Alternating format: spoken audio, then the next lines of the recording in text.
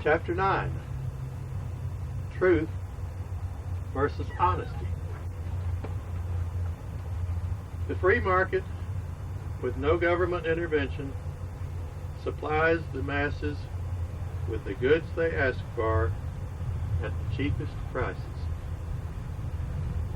With government intervention, available goods decreased and prices increased.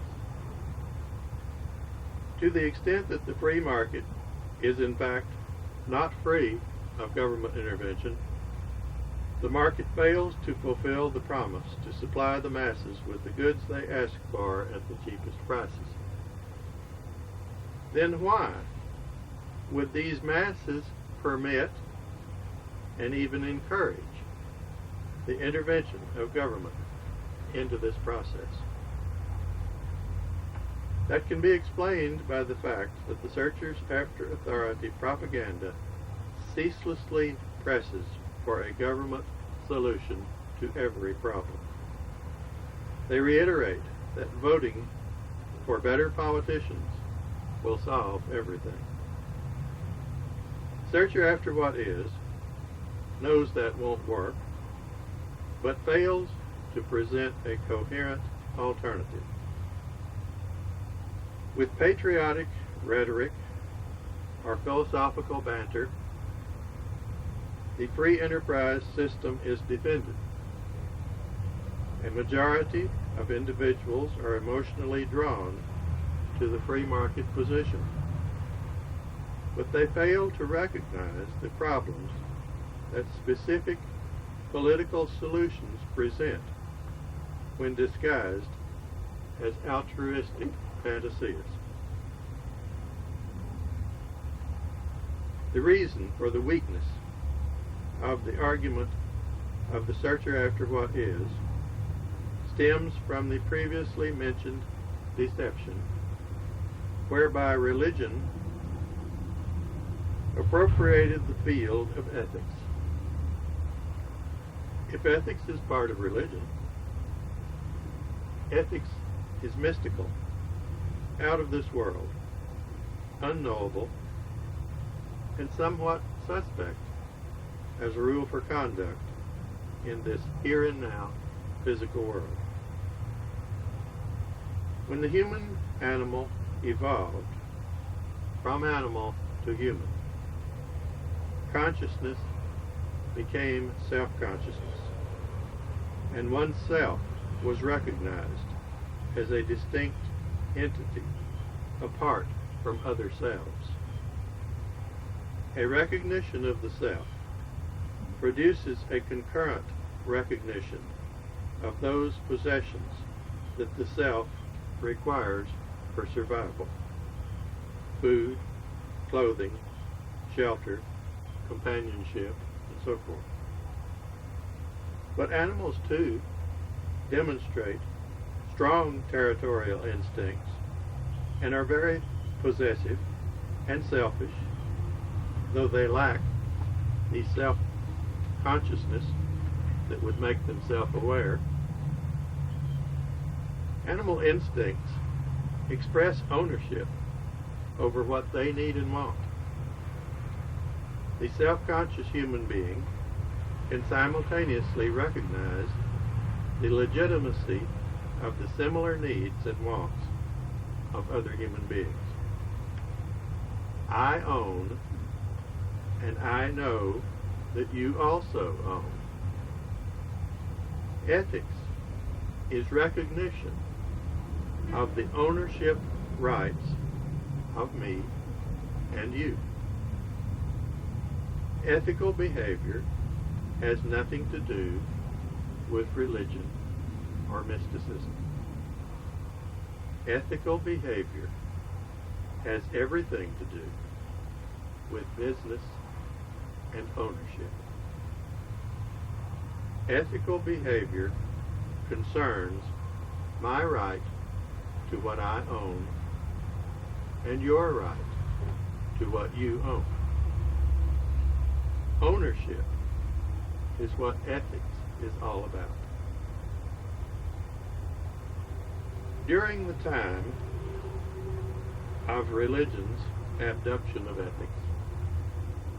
Altruism was introduced as a higher concept than the selfishness of self-consciousness. Religion taught that it was better to live for the good of others than to live for oneself. The physical impossibility of the concept did not dim their zeal. It was a higher standard to which the faithful must dedicate themselves. Altruism was to intimidate owners into acting contrary to nature by turning over the ownership of their goods to the less fortunate. Altruism was celebrated during the Middle Ages, and poverty was shared by all. No one was quite able to utilize reason to expose this fanciful notion of altruism. The problem was far too complex. But there were those who would recognize that reason is humanity's unique tool for problem solving. If the problem was to be solved, reason was going to do it. Such thinking led to rejection of the notion of altruism simply because it is counter to the way human beings behave. Certainly, humans can be altruistic under particular circumstances where they might freely choose to put the extreme needs of a family member above their own needs. But this is obviously not a model that could build a society. No, reason leads one to strive for the betterment of oneself and one's family. If this is accomplished with some surplus, then human beings are certainly not averse to assisting others, provided the surplus exists and the action is voluntary. But first things first. It is unmistakable that the self is first. Even when voluntarily choosing to act altruistically, the self is always at the forefront. Even when one voluntarily turns over the ownership of some of one's goods to another, one's anticipation is that one's psychic status will be improved, or one does not agree to the transfer. It is important to understand this concept of self-esteem, as it is the very foundation of honesty. And no, honesty is not a religious concept either. Honesty is thoroughly a business concept. Business cannot function without honesty. Does this mean that everyone in business is honest? Certainly not. Does this mean that one can trust whatever business says? Certainly not. Then what good is it to recognize that honesty is a business concept?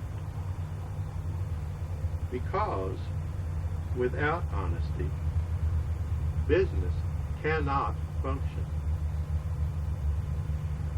But first, it is important to remove the confusion that exists between honesty and truth.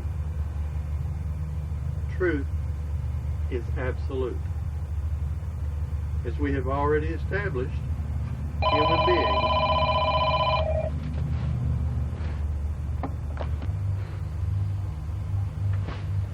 Truth is absolute. As we have already established, human beings are not absolute. Human beings are limited, imperfect, and incomplete. And the human being's conception of truth is limited, imperfect, and incomplete. Human beings' knowledge was, is, and will be into the distant future limited, imperfect, and incomplete. To better understand the limitations of human beings, it is useful to inspect the limitations of less evolved creatures. Take trees, for instance. All creatures are free to choose among available choices. A tree's choices are much more limited than are the choices available to human beings. The tree grows where its seed is. Freedom to choose one's place of origin is not a freedom accessible to either trees or human beings. But human beings are free to transplant themselves. Trees are not. It is not unusual to find a tree growing in the shade of another tree and struggling for adequate sunlight. It can twist and bend, but if nothing works to enable it to secure the direct sun it requires, it will swivel and die. A move of 10 feet could be the difference between life and death. We human beings might speculate. But we human beings, too, are limited and incapable of understanding absolutes. It is absolute that trees have no choice to change from their point of origin. For we humans to guess about other possibilities is folly. There is no other possibility. Or ponder the universe of goldfish in a backyard pond. The pond is 8 feet in diameter and 2 feet deep. To the fish, it appears to have a glass ceiling. They can observe an existence above theirs and try to extrapolate from it knowledge that they can use in their world. But it is absolute that they cannot directly experience the world they can observe. A world that provides their livelihood, but that is also off limits to them. Their total world of choices is confined within that circle of 8 feet by 2 feet deep. No doubt, human beings are equally teased by hints of knowledge of areas in which human beings are incapable of functioning. The limitations of human beings, though less restrictive, are nevertheless absolute. Human beings do well to remind themselves of their limited, incomplete, and imperfect condition whenever good fortune might tempt them to think otherwise. Purposeful living requires a precise mixture of individual pride and awareness of one's limitations. We began in chapter 1 by pointing out how the mind is not capable of conceiving the whole. It can only hope to contemplate a limited number of its parts. If one had access to all the parts, which one never does, The assumption is that they could be united into the whole. But human beings cannot grasp the whole, the absolute, or the truth. One can only hope to understand the parts of the truth that one's point of view is capable of observing. Not knowing the truth, it follows that the whole truth likewise escapes human understanding. But regardless, government requires that one swear to tell the truth, the whole truth, and nothing but the truth. At the same time, the judge is determining that the whole truth will not be allowed in regard to the information that the jurors are allowed to hear. Judges routinely allow half-truths in order to simplify the deliberations of the jurors. What passes for truth in a government court is facts as they are interpreted by a judge acting in behalf of the average human being. If the facts of a particular court case require an interpretation of the facts according to the understanding of an above-average human being, such an interpretation of the facts is unlikely. Just the facts. Facts interpreted by humanity's lowest common denominator. Honesty, as interpreted by an exceptional human being, is not welcome here, nay, is not tolerated here. If truth is absolute, it could be said that truth maintains an aloofness as regards human beings. But honesty is a thoroughly human virtue. That is not to say that honesty is easy for humanity to master. It merely states that honesty, unlike truth, is capable of being mastered by humanity. As human beings, we are incapable of attaining the truth. But we can relate that part of the truth that we have encountered. If that is done to the best of one's ability, one can express one's understanding with honesty, whole honesty, and nothing but honesty.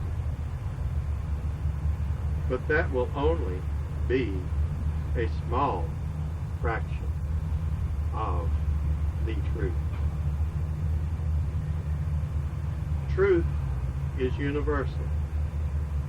That is, if one were to know the truth, it could be applied with equal results in every situation without exception. The truth that human beings refer to is truth interpreted from a very limited point of view to the best of one's ability. This is not truth, but honesty. If one's scope of understanding encompasses an exceptional array of differing points of view, it can be termed wide scope honesty, a term used by Frank R. Wallace in his Zonpower Neotech discovery. This innermost development of wide scope honesty can render one capable of recognizing trends in the economy that are not evident to the casual observer. This vision, when applied to specific business conditions, enables entrepreneurs to make investments that can be very profitable. They are profitable to the entrepreneur and to the consumer. It is because the entrepreneur has correctly anticipated the desires of the consumer that the consumer wants can be satisfied. It is because the consumer is pleased that the entrepreneur is permitted to reap the entrepreneurial profits. It is because the entrepreneur was able to correctly interpret conditions through wide-scope honesty that the entrepreneurial vision of the future proved accurate. If it is true, as postulated here, that honesty is a required ingredient in the most highly developed functions of business, would it be surprising to discover that honesty is no less a required ingredient in the simplest of business transactions? Children learn this with their first business transaction. Say it is an agreement to trade a large, brightly colored marble for a certain baseball card, or maybe a particular recording album for the computer software to play a particular game. The agreement is made, and then comes the exchange, as each hand is extended toward the other bearing the prized goods. Sometimes one will claim the offered prize and simultaneously withdraw what had been promised in exchange, disappearing into one's home with both parts of the transaction. Or maybe the exchange is made, but the exchanged goods are not the same goods on which the parties had previously agreed. The requirements of these simple trades are no different than those in the most complicated transactions. One or both of the transacting parties may be thoroughly reprehensible creatures, but in regard to the specific nature of each particular contract, honesty is required of both. The child who runs away with the sought-after prize and at the same time keeps the promised item of trade, in time will exhaust the potential dupes, or will encounter one whose power is greater, or who performs the same deception in reverse. The result of these blatant acts of dishonesty is that these dishonesties will eventually victimize the dishonest. Through an ever-decreasing universe of potential victims, and ever-increasing danger to the dishonest adventurer, that one will encounter a victim whose form of retribution will be so violent and extreme as to more than offset all possible gains that such actions could have accumulated. Perhaps the most overtly honest transactions can be found among gangs who fully recognize the consequences that any perception of dishonesty would bring them from other gang members. Honor among thieves is an essential ingredient of one's ability to continue living, and might include the lives of one's family members as well. Of course, this honor among thieves does not extend to the general public. Outside the exclusive clique, honor and honesty may be replaced by murder and mayhem.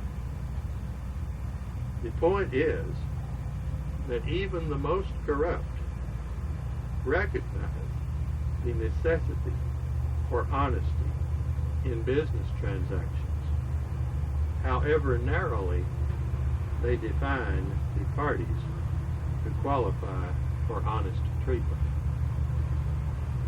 Between honesty only to other gangs and honesty toward all is a wide expanse of varying degrees of honesty among the general population.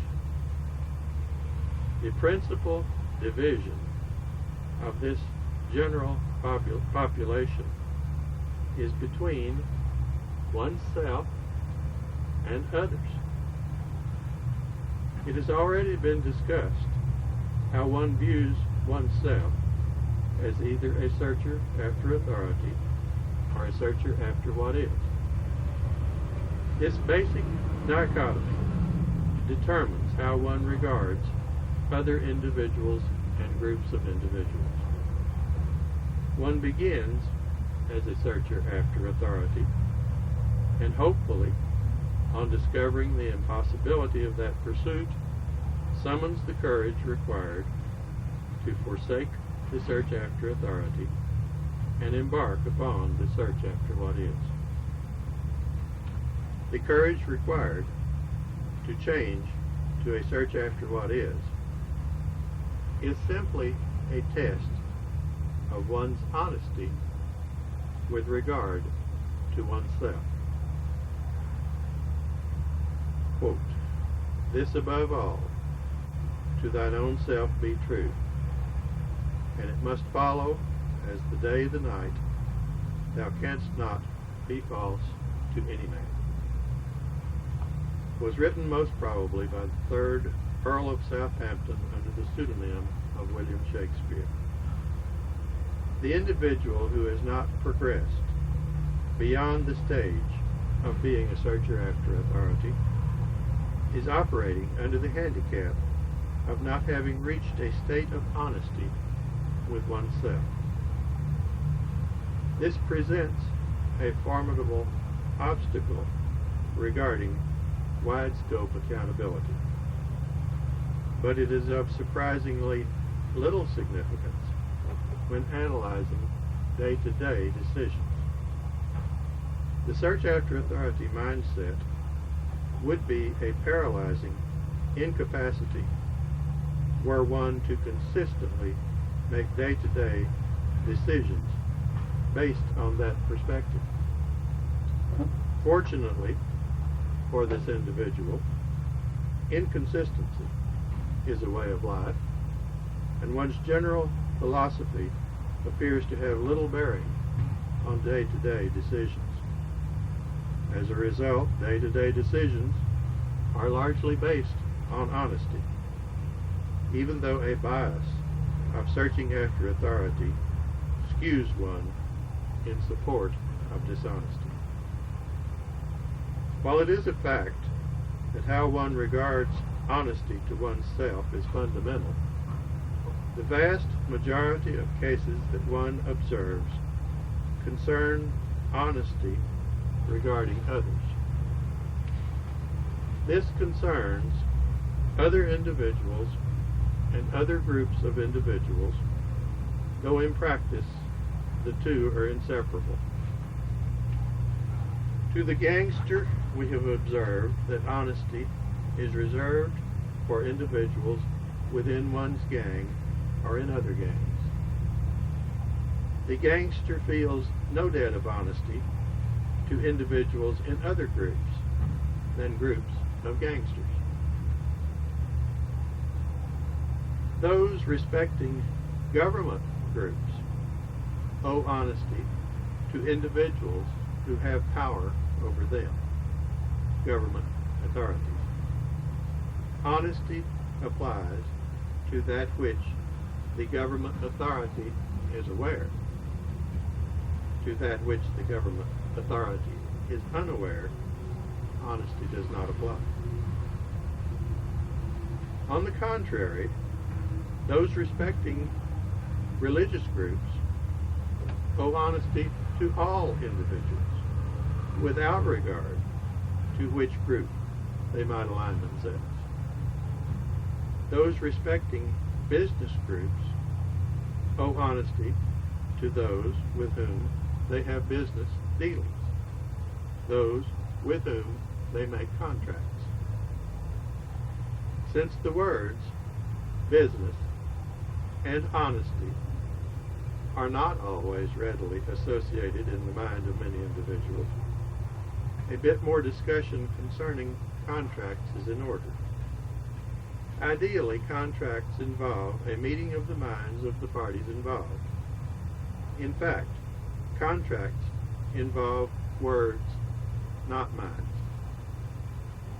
Unfortunately, between what words say and what minds think, there can be great disparity.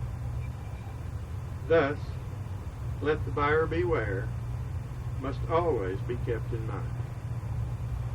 One need only attend the performance of a magician to see how easily one is fooled by one who has carefully prepared and practiced the ruse.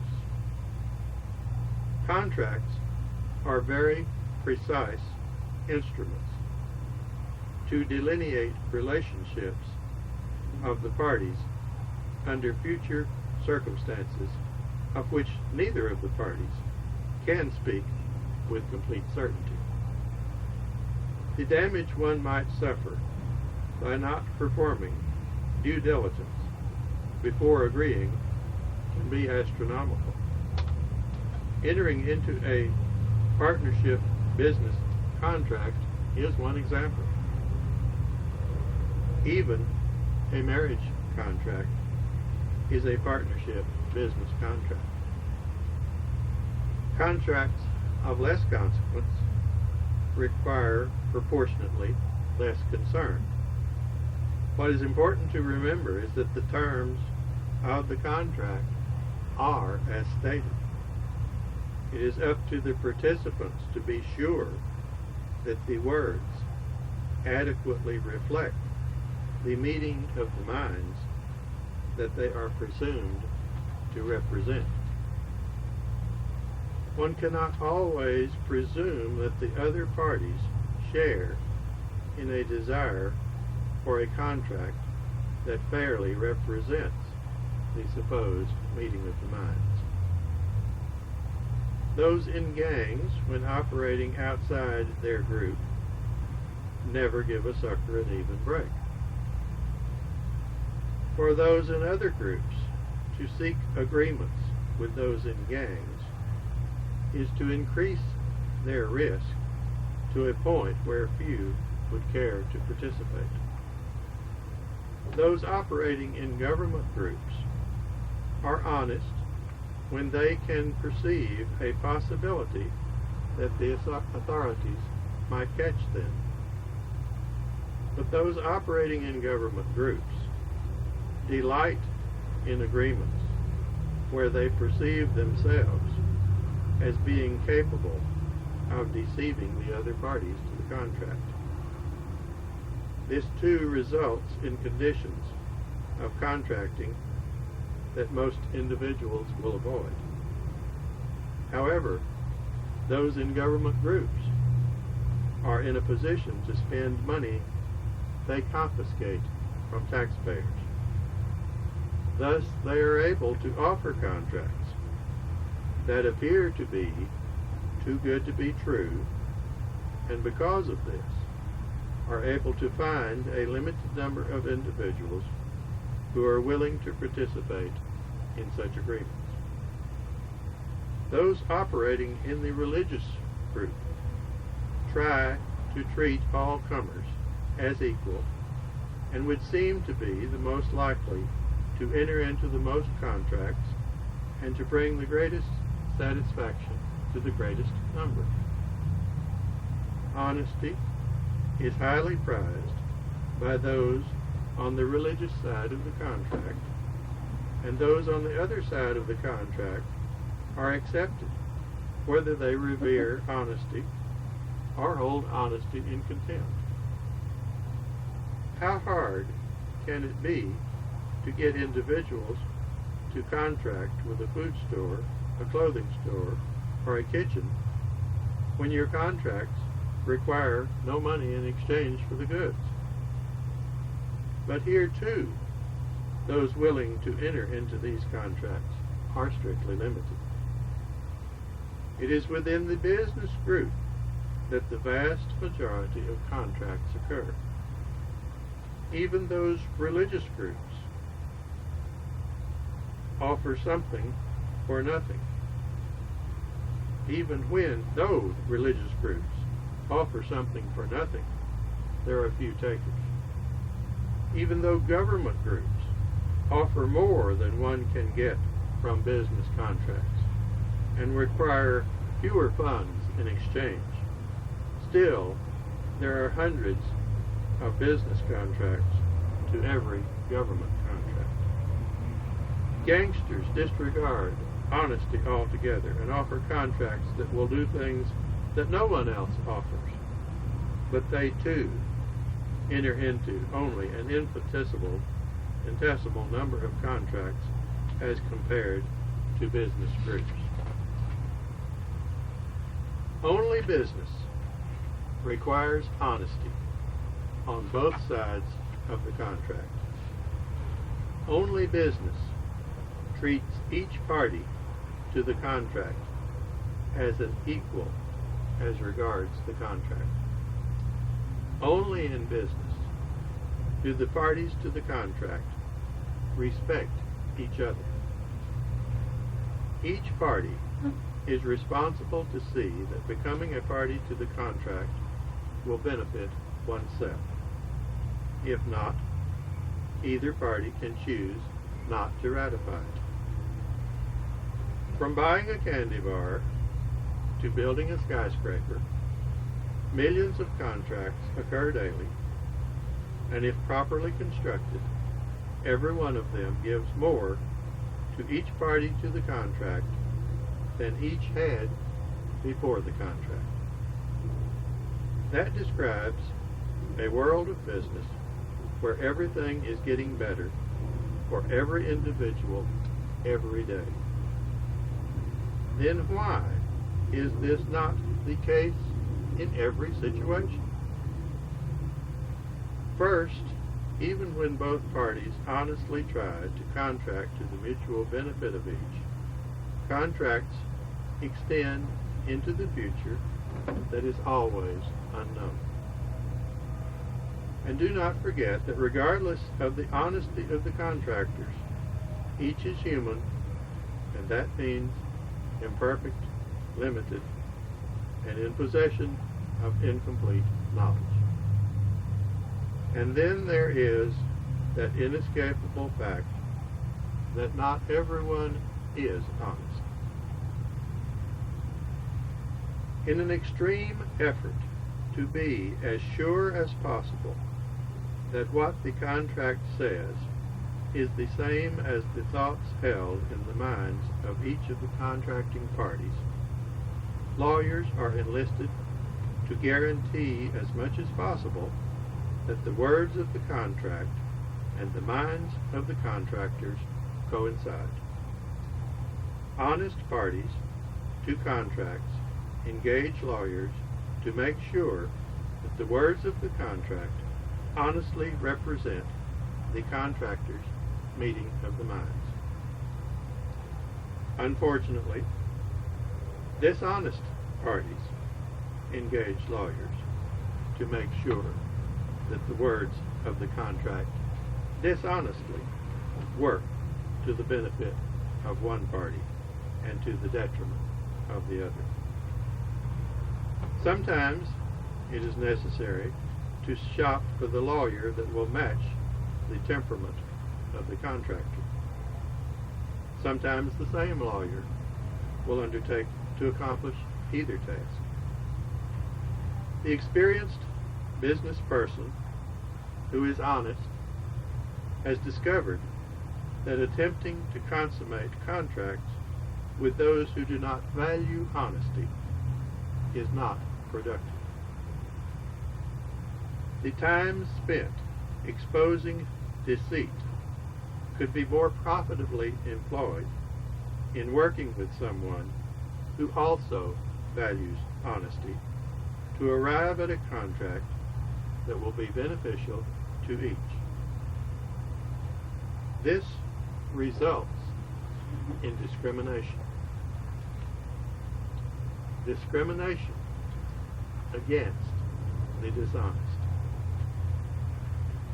If all are created equal, that equality ceases when the individual sides with dishonesty.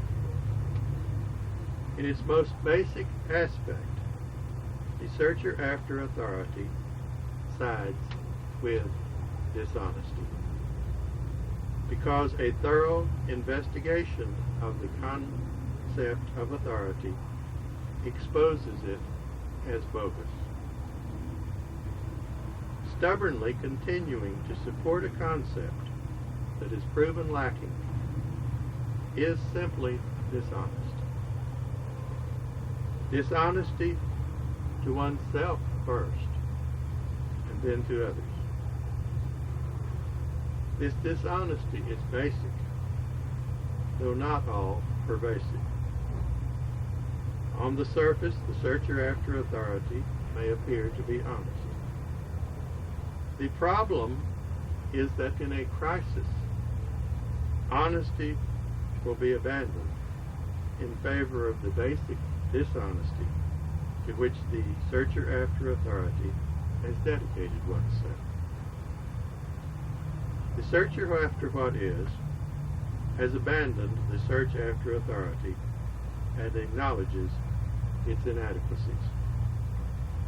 However, other than having exposed the search after authority as a hoax, the searcher after what is may have discovered little of what is. The searcher after what is, though basically honest in crisis situations, may still be unable to identify what is honest in mundane decisions.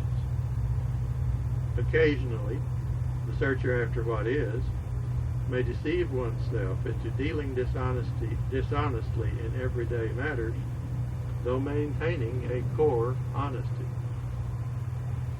The point of this confusion is that from the inside looking out, whether the individual is a searcher after authority or a searcher after what is of primary importance.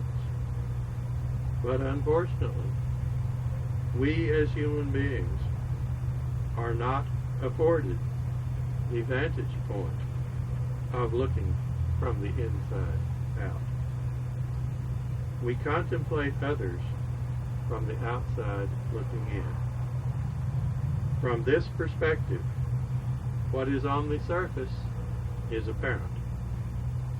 What is basic to the individual remains a mystery until one becomes deeply involved with that particular individual. It is extremely beneficial to recognize that the difference between the searcher after authority and the searcher after what is the ultimate key to understanding one's basic human nature. But one must simultaneously recognize that what one observes from the outside looking in is often misleading. Honesty is the Rosetta Stone that interprets the view of others, whether from the outside looking in or presuming to be inside looking out. The searcher after authority may adopt a veneer of honesty, recognizing its practicality in the world of business, while denying its ultimate validity. If there are those who find it expedient to flaunt honesty while not believing in its ultimate value. This creates a very real danger to the individual who truly believes in the value of honesty. The result is that the individual, believing in the value of honesty, discovers that honesty does not always turn out to be the best course of action.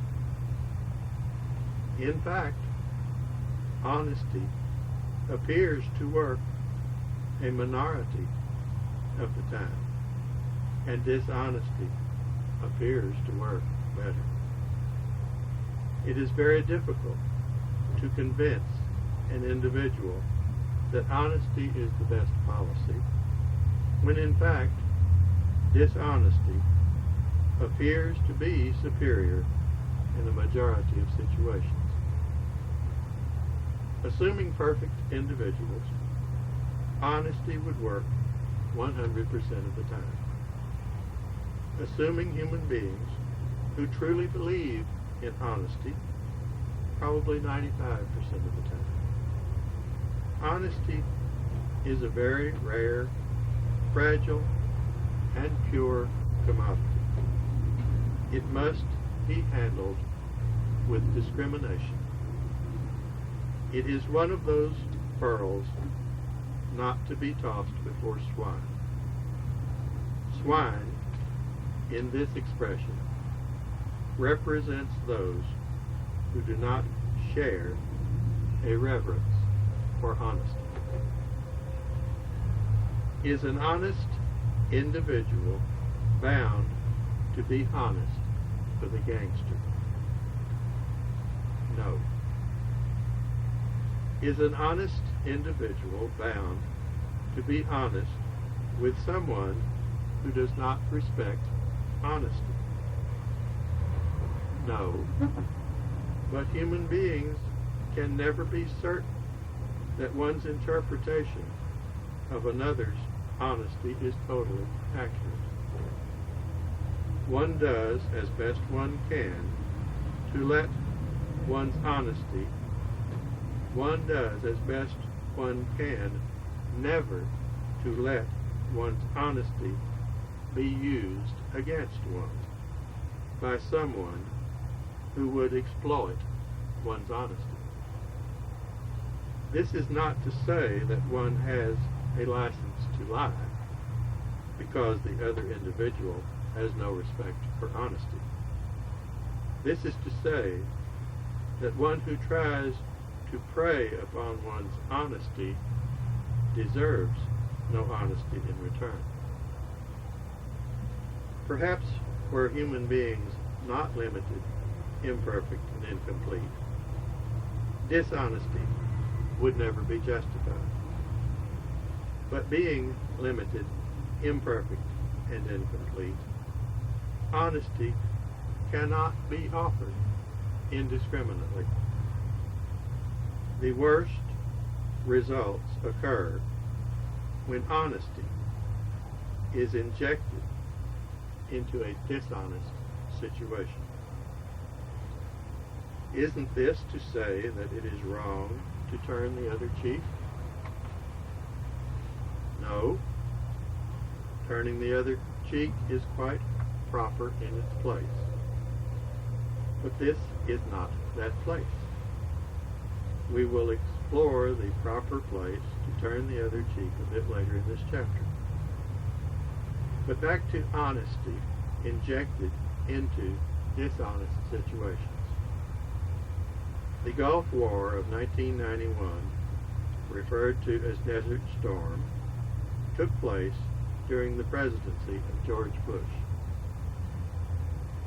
We hope it is needless to say that war and the presidency of the world's mightiest government should lead us to see that this discussion involves searchers after authority and dishonesty.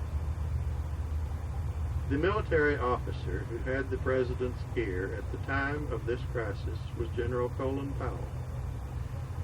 Even though deeply involved in war and government, It appeared that Colin Powell was a person with a conscience and a desire to act with honesty. The Gulf War was a rout for the Iraqi forces of Saddam Hussein. Wars are terrible events, but become even more terrible when administered by those who have little heart for wars. Ruthlessness is required. To try to inject a war with kindness is to betray those who have already fallen, with the cry still ringing in their ears that every effort will be expended to defeat the enemy. Nothing could be conceived of as being more dishonest than leading an army into battle only to pull up short when victory is in sight. But Colin Powell was a man trying to behave with honor toward the enemy. A disaster waiting to happen when such a man is capable of influencing the commander-in-chief of the war. Colin Powell recommended mercy, and George Bush, leading a kinder and gentler nation, acquiesced. The war was stopped, and Saddam Hussein remained in power. Within weeks, the error became evident, and George Bush was scrambling for any means he could find that might still defeat Saddam Hussein. He took to television and appealed directly to the Iraqi people to rise up against their dictator and overthrow him, and George Bush promised to add his military might in support of their heroic efforts. Unfortunately, large portions of the Iraqi population believed George Bush, and risking their lives, confronted the dictator. Hussein swatted them like flies, and George Bush did nothing. Soon, the survivors of these thousands of heroic patriots became huddled masses of refugees fleeing the country with only the possessions that they were able to carry with them. There was no American support for this response to the President's rallying cry. There were only the cries of homeless women and children mourning the loss of their brave husbands and fathers. George Bush had returned to his kinder and gentler mood, and was engrossed in receiving the accolades of an America that hailed him as a mighty warrior. It is very difficult for an individual to stand up and state unequivocally that such and such is true 100% of the time, without exception. What makes this so difficult to do is that no one has personal knowledge to support such a stand. All human beings are imperfect, incomplete, and limited. At some point, one's life experience can convince an individual that a principle is 100% true. But can that human being prove the principle to be true? Never. Because that individual is limited and has not experienced all there is to be experienced. So it is understandable that standing on the verge of total victory, human beings can be cajoled into making apparently harmless concessions to emotional appeals. George Bush's kinder and gentler side found comfort in accepting Colin Powell's plea for mercy on the vanquished. but it lost him the war. If it is determined that war is necessary, then do not try to make it a nice war. Such a farce is neither nice nor war. Honesty provides the means whereby individuals who share a reverence for its power can multiply the well-being of each.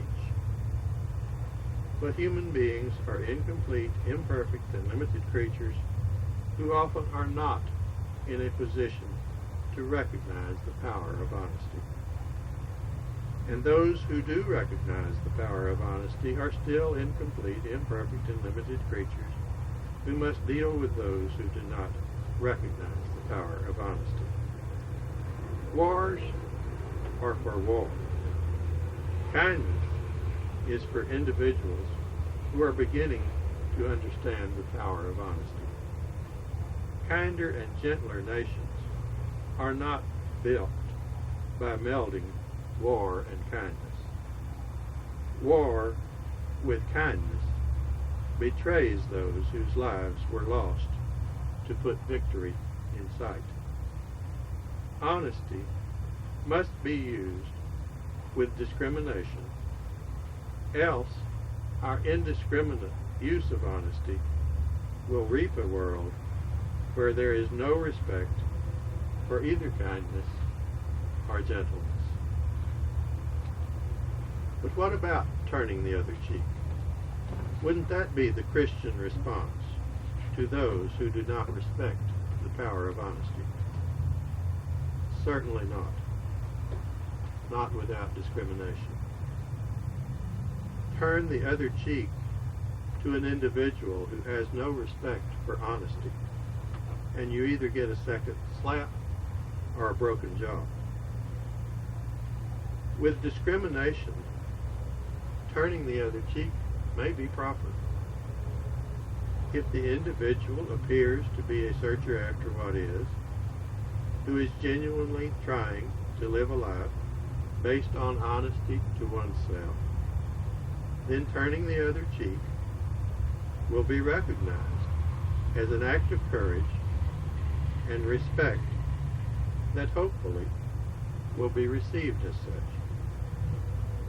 Instead of turning the other cheek causing harm, it will create a lasting bond between the individuals involved.